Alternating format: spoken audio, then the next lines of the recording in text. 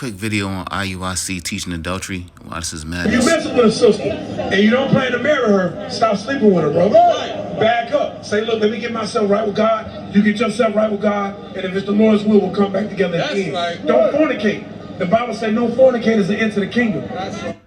You just said if you got a woman, you sleep with her, don't sleep with her. Back up, get your life together, don't fornicate.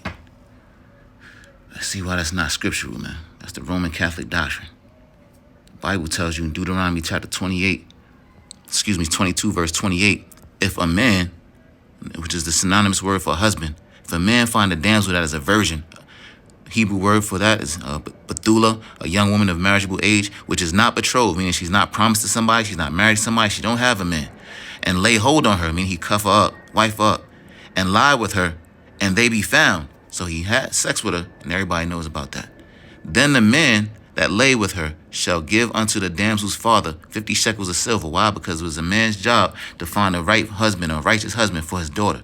And that's where you get prearranged marriages from. And she shall be his wife. Why? Because he lied with her. Once you do that, she becomes your wife. Because he have humbled her, he may not put her away all his days. You can't put a woman away after you have sex with her.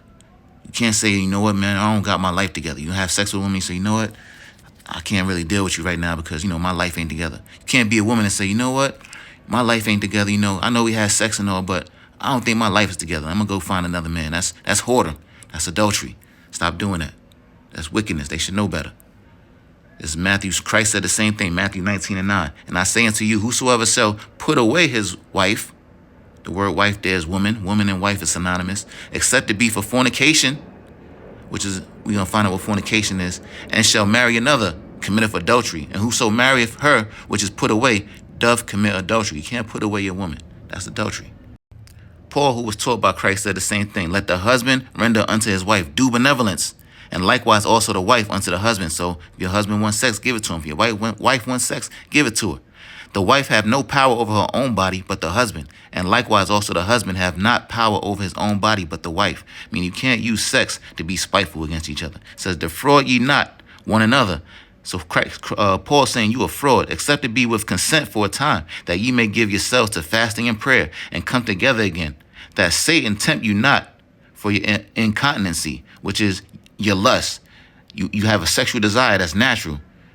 You want to bust a nut.